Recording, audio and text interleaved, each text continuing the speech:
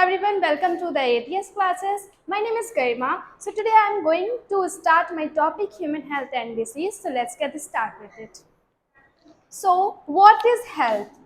It is very important that what is health. So health is a state of complete mental, social and physical well-being.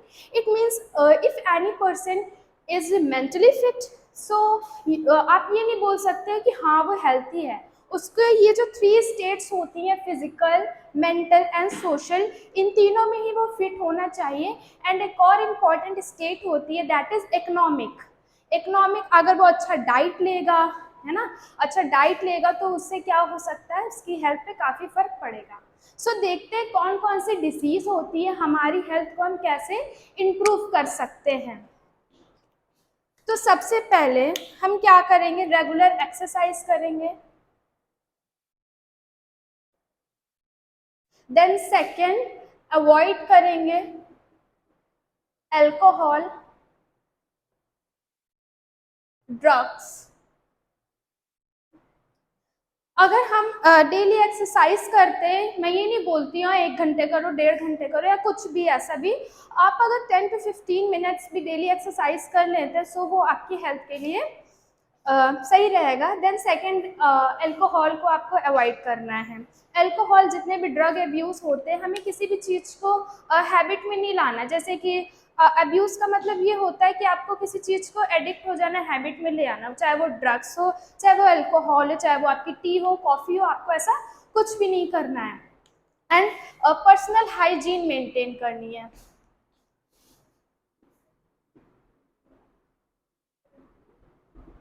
आपको अपनी क्या करनी है, personal hygiene भी maintain रखनी है जिससे आपको डिसीज़ ना हो. अब कौन कौन सी डिसीज़ होती हैं जो कि बहुत ही कॉमन रहती हैं. इस टाइम थोड़ा सा रेनी सीजन चल रहा है, तो इस टाइम कौन सी डिसीज़ कॉमन हो सकती है, टाइफॉइड,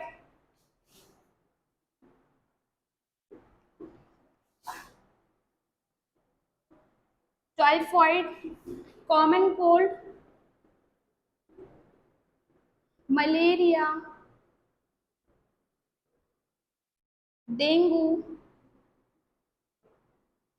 ये हमारी नॉर्मल डिसीजेस होती हैं जो कि नॉर्मल हमारे रेनी सीजन में इफ़ेक्ट करती है हमारे बॉडी को. सो अगर मैं कॉमन कोल्ड की बात करूँ सबसे फर्स्ट, सो ये जो कॉमन कोल्ड होता है, इसके लिए बैक्टीरिया रिस्पॉन्सिबल नहीं होती, इसके लिए रिस्पॉन्सिबल होता है वायरस. तो वायरस का नेम क्या है जो कि आपका कॉमन कोल्ड कॉज करता है, राइनो वायरस. राइनो वायरस जो होता है ये आपका कॉमन कोल्ड कॉज करता है. आप देखते हो ना कि अगर किसी पर्सन को कोल्ड है, उसके बगल में दूसरा पर्सन बैठता है, जैसे कि आप स्कूल में देख लो, हॉस्पिटल्स वगैरह में देख लो, कहीं भी देख लो, तो जो सेकंड पर्सन होता है या आपके घर में भी किसी को भी कोल्ड होता है तो दूसरे पर्सन को बहुत ही जल्दी स्प्रेड हो जाता है, क्योंकि ये वायरस है और ये वायरस बहुत ही जल्दी स्प्रेड हो जाता है. और इसके सिम्टम्स क्या रहते हैं कोल्ड के,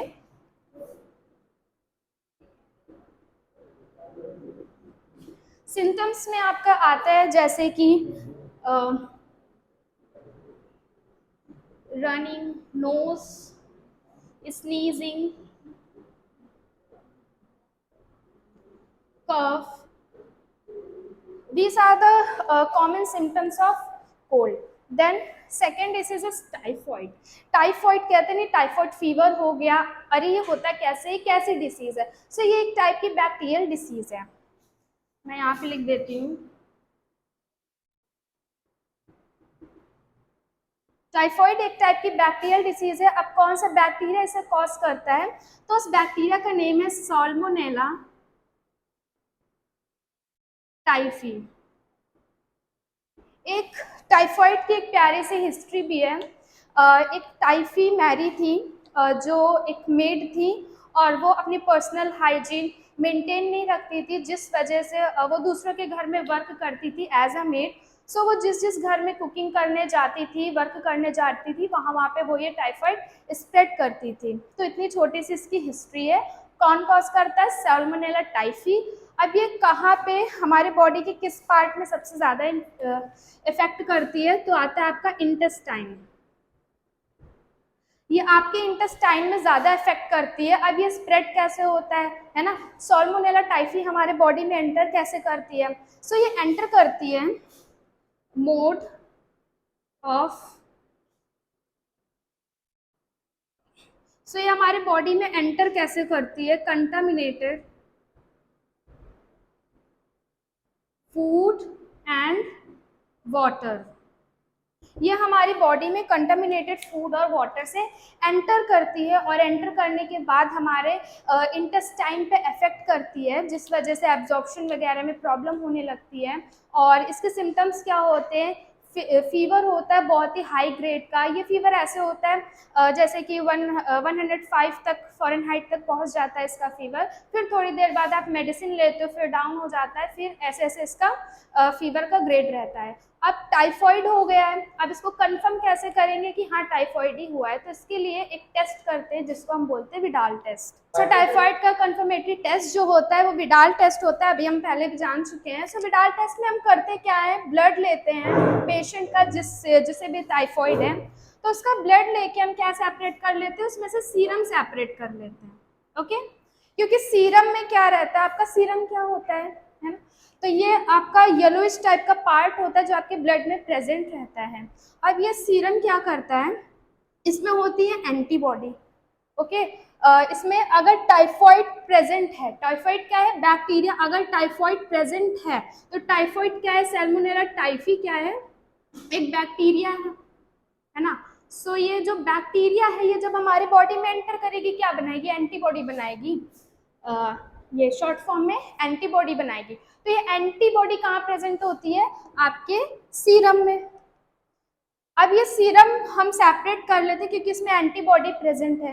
फिर हम एक प्लेट लेते हैं, टाइटर प्लेट बोलते हैं इसको, टाइटर प्लेट ले लेते हैं। उसमें क्या करते हैं, 1 ड्रॉप हम पेशेंट का सीरम ले लेते हैं, और उस पर एक होता है एंटीजन ओ और एंटीजन एच, वो रेड कलर का होता है और एक होता है ब्लू कलर का।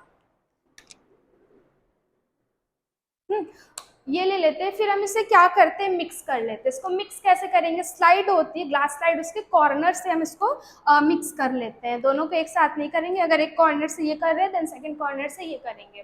फिर इसको हम थोड़ी रोटेट करते हैं। रोटेट करने के बाद हम इसमें एक ल्यूटिनेशन देखते हैं। एक ल्यूटिनेशन क्या होता है, जैसे कि आप देखते हो दूध होता है ना, मिल्क होता है, जब उसमें आप लेमन ऐड करते हो तो वो फट जाता है ना, तो उसी टाइप से यहाँ पे भी सेम होगा। अगर यहाँ पे एक ल्यूटिनेशन आ रहा है तो क्या है, पेशेंट पॉजिटिव है, टाइफॉइड पॉजिटिव है।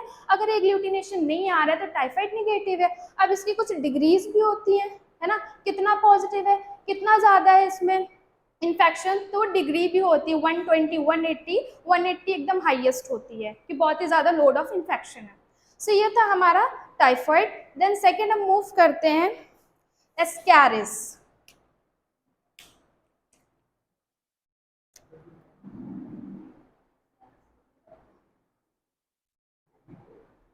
एस्कैरिस, एस्कैरिस एक पैरासिटिक डिसीज है।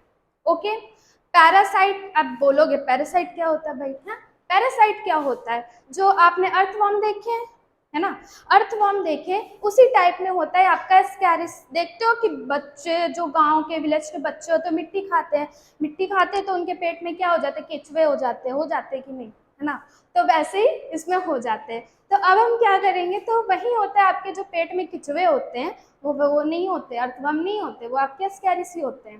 ठीक, अब अर्थवर्म में और स्कैरिस में क्या डिफरेंस है देखते हैं।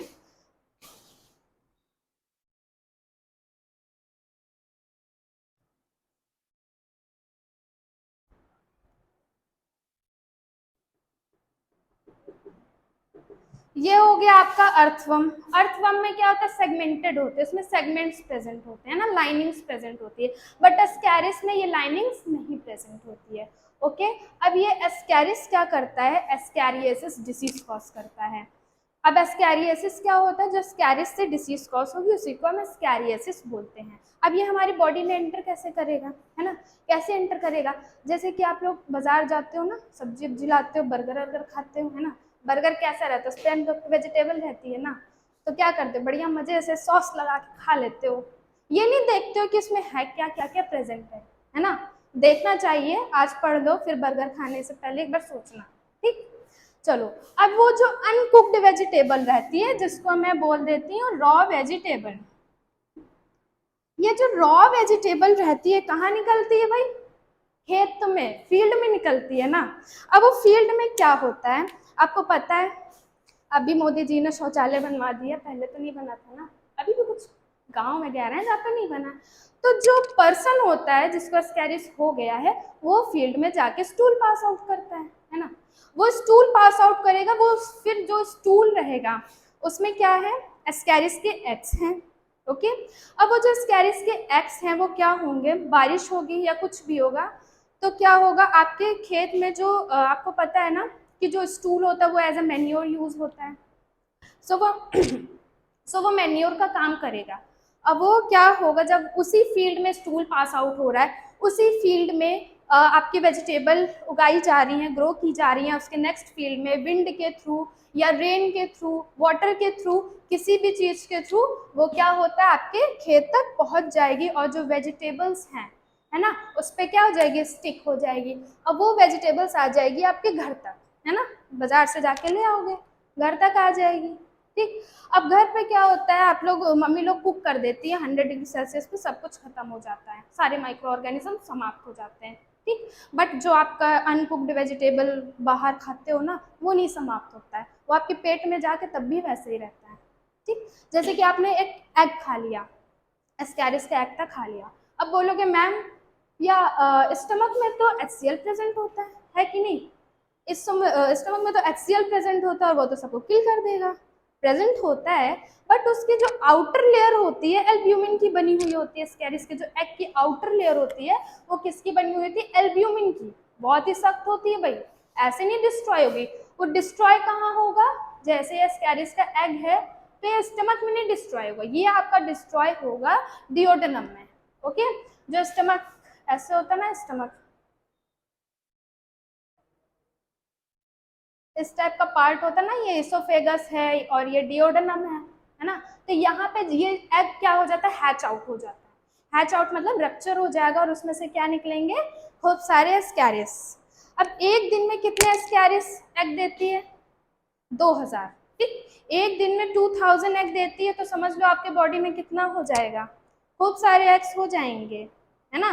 तो सोच समझ के बाहर की चीजें खाओ। और एस्कैरिस करता क्या है? हमारी बॉडी को हार्म कहाँ करेगा? ये हमारी बॉडी में जो ब्लड होता है उसको सक करता है, ब्लड पीता है, खून पीता है, जैसे मच्छर पीते हैं ना, मच्छर बाहर से आके अटैक करते हैं, ये हमारे बॉडी में ही रहते हैं और हमारे बॉडी को ही हार्म पहुंचाते हैं और खाना पीना भी खाते हैं आराम से, है ना। तो ये ऐसा काम करते हैं। अब जब बढ़िया फ्रेश फ्रेश स्टूल से पास आउट होगा स्कैरिस, है ना, जैसे किसी पर्सन को एस्कैरियसिस, जब वो स्टूल से पास आउट होगा तो रहेगा पिंक कलर का। क्यों पिंक रहेगा?